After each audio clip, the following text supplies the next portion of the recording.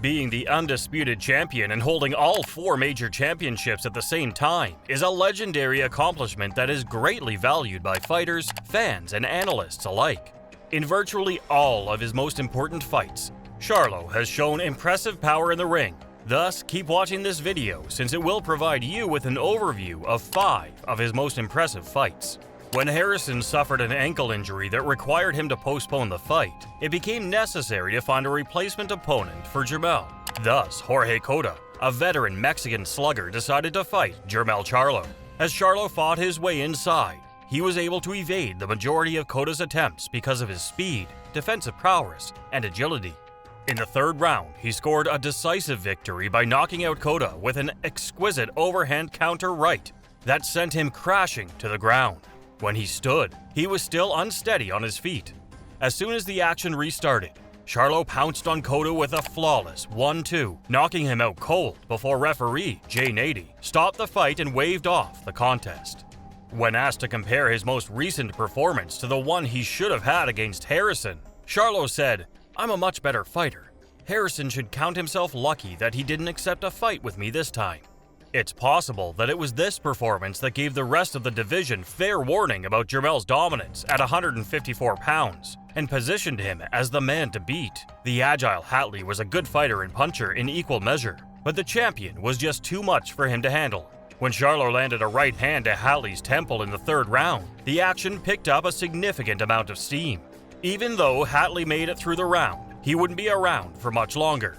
In the 6th round, Charlo came out swinging and unleashed a barrage of powerful strikes with the purpose of hurting his opponent. Hatley was knocked face first to the mat by a highlight reel counter right, which had the Brooklyn audience in shock and gasping for air. When referee Harvey Dock thankfully called a halt to the match, Hatley was already down cold. Jermell said afterward, "The Charlos don't play," referring to the band. "My whole life has been like this from the beginning. The fact that the Charlos possess strength and power is what gives us our identity as a people. My whole family as well as members of my staff are here, and we are carrying out our duties." The trainer, Derek James, glowed with joy and satisfaction. He said that Jermell had a wonderful performance. He said, "Jermell gave a phenomenal performance. He completed everything that we've been working on in camp."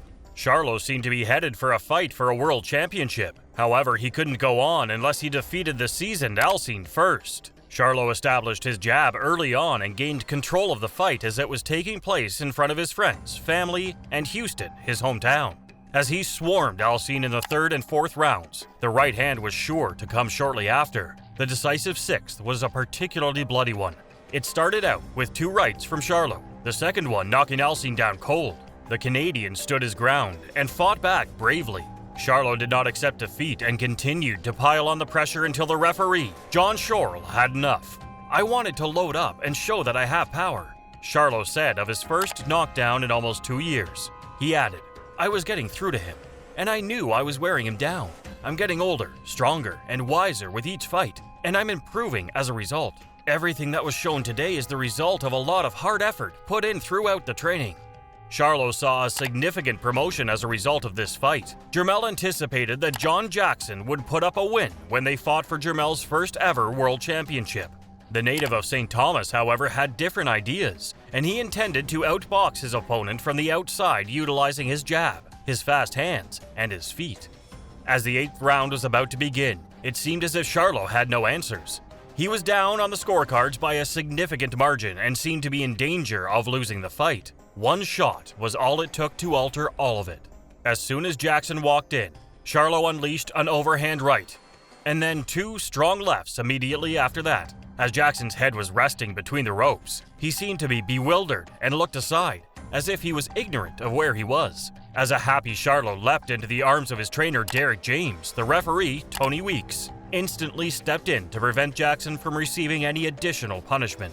His trainer said, "He was boxing, and he was really active during the whole match. That came as a surprise coming from him." Charlo said, "I thought he was going to come out and brawl, so I had to make an adjustment, and I did.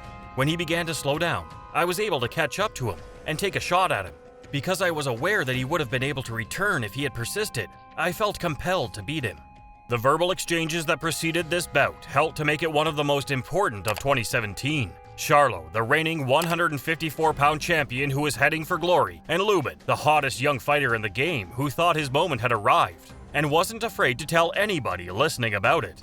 We're going to fight each other. It was anticipated that this would be a contender for Fight of the Year, so it turned out to be an utter and complete destruction. Fight fans at the Barclays Center had just about finished finding their seats when Charlo connected with a crushing short right uppercut in the middle of the opening round. Lubin passed out and dropped to the canvas before falling to the deck below. At 2 minutes and 41 seconds into the round, the referee, Harvey Dock, started counting, but then quickly changed his mind and waved it off. Charlo claimed, "I didn't say anything the whole time. They informed me that they were going to come here and seize my title. I was required to make my case." Since then, Lubin has been able to get himself back into contention for the world crown. However, Charlo saved his best effort for that evening, which took place in the most important bout of his career.